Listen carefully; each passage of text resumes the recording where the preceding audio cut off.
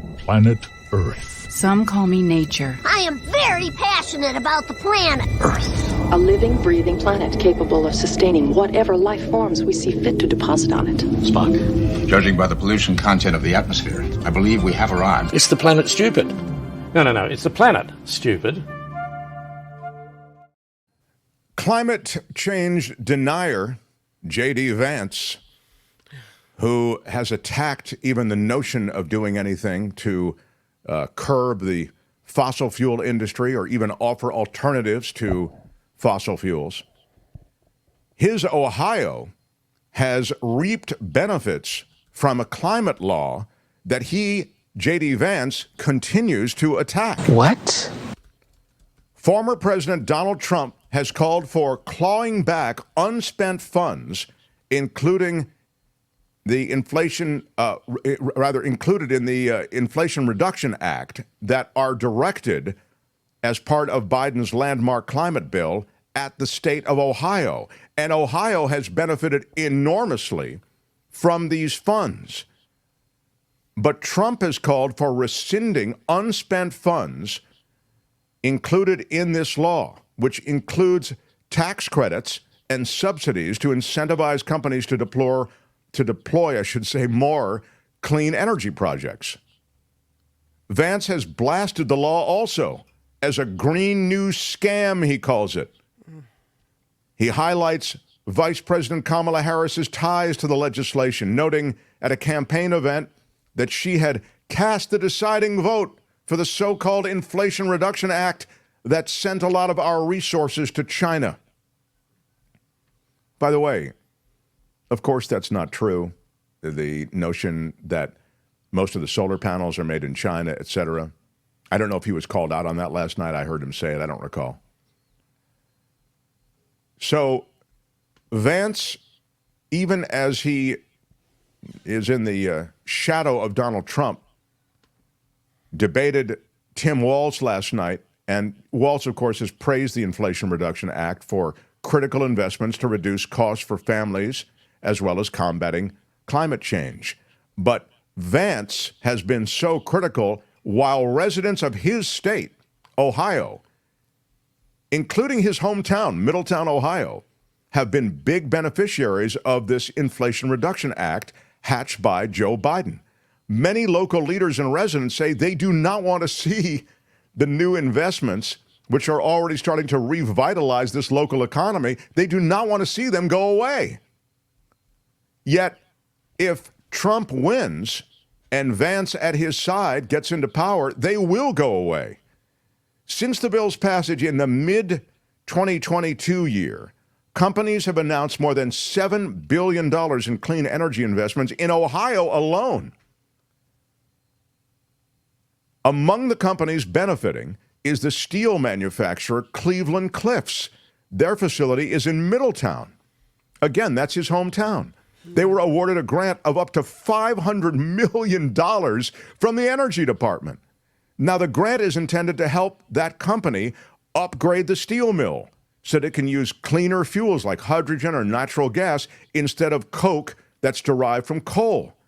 That project is expected also to create about 170 permanent jobs and up to 1,200 temporary union construction jobs. It's a win-win-win-win-win. Yet Trump and J.D. Vance have attacked it. The money would go away. It would evaporate from his own communities. He's the senator from that state.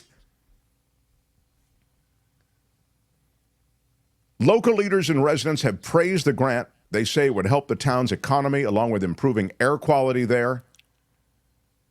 This would be a huge, wonderful boon to that community. In fact, here's the quote. It's a wonderful opportunity for the city as a whole and our entire community. There are restaurants, there are local businesses, all of which seem to be rallying around this based on, 50 quotes I'm reading. If they can do something to make the community cleaner and healthier, by all means, I think it's a great thing, said this restaurant general manager in Middletown. A spokesman for J.D. Vance said the senator, quote, obviously wants to see more investment in cities like Middletown, both in Ohio and all across the country. But he noted that the grant for Cleveland Cliffs made up less than 1% of the total cost of the law. I get it.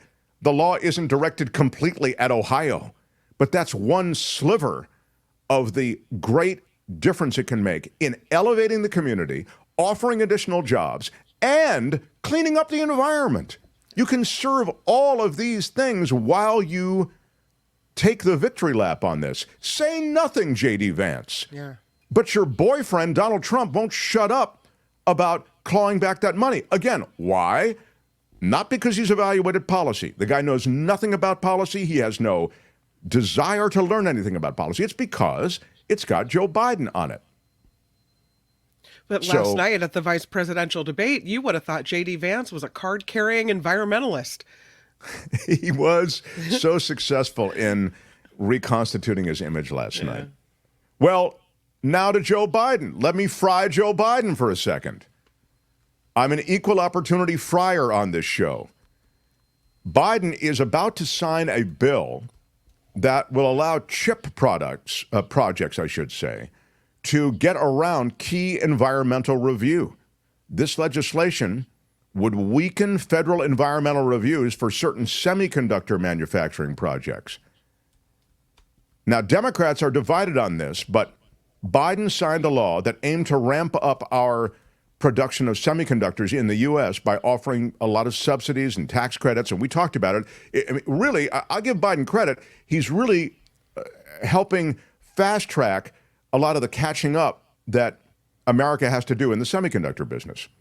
But industry groups, along with federal officials, have long warned that lengthy federal environmental reviews might delay these manufacturing projects for months or even years. And so Joe Biden and many influential politicians hear that and they go, well, wait a minute, what can we do to speed up the chip manufacturing capacity?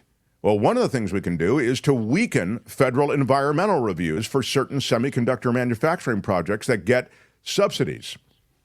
Remember, there was the CHIPS and Science Act? Mm-hmm. Well, those federal subsidies that are offered for the CHIPS and Science Act, they might author or modify this bill to allow for a weakening of federal environmental reviews for, again, certain projects that are in that semiconductor world. And the legislation would exempt qualifying chip projects from reviews from the National Environmental Policy Act. That is usually the review that's required. So what happens is federal agencies assess the potential environmental effects of proposing any number of industry action on the part of producing these semiconductor chips, and after they review them, they assess them, and if they pass, they go on. If not, they have to be modified. Well, this bill, again, would weaken and even exempt many chip projects that qualify from any kind of review. Proponents say legislation would help to expedite the construction of chip manufacturing facilities, which would strengthen the U.S. economy and help to reduce the nation's dependence on other countries for critical chips that can power items like smartphones, cars, weapon systems, etc. Democrats who oppose the bill say that it would allow companies to skirt an important step aimed at reducing potential harms to the environment and to workers. They argue that taxpayer-funded projects should be subject to a more holistic federal environmental review process. That would allow for more transparency and for community input. So even as we are fast-tracking these CHIPS projects, and even as we are playing catch-up in the semiconductor world, we may be doing it in a way that allows the chip industry to skate on any number of things associated with toxic pollutants in the environment. And so you'll have chemicals that are used during the manufacturing process that now will have no lid on them, including PFAS, these forever chemicals that we've heard so much about. I think, where I am, I'm a tree hugger, and I'd like to see this legislation go through. Legislation that the CHIPS Act has already gone through, but I like that it went through. But I don't like this legislation that would somehow allow a lot of these semiconductor producers to skirt basic environmental provisions. I mean, I just don't.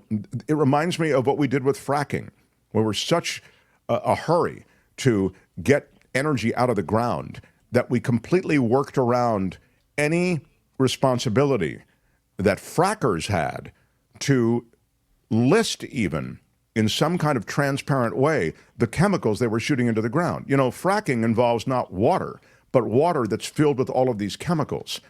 And those chemicals toxify underground water supplies and even the soil around the area that's being fracked. And don't you think we have some right to know what chemicals are being used in the fracking process? I think, yeah, we do. Well, we don't get that right. We don't get that information because we're in such a hurry to be the greatest energy producer on earth that we let frackers skate on that. So in this case, I think you can see the same thing beginning to happen. We're in such a hurry to catch up in the semiconductor world that we're allowing the semiconductor industry and the chip industry to skate on so many of these production processes that are being funded by us, the taxpayers. Well, I don't know why you're so worried about it, because if Trump wins, we're not going to have an EPA anyway. So we'll have none of the laws, of no regulations on the environment. So, don't worry about it. Well, and it's even worse than that, because even if Kamala Harris wins, as you know, the Supreme Court is essentially taking away the power of the EPA and the power of the... So you may be right about that.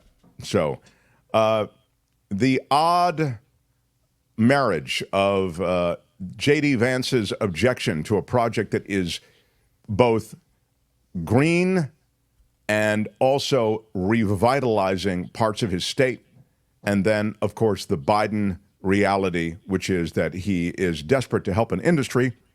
And it's exciting that he's helping this industry, but he's also now suggesting that they skirt key environmental reviews.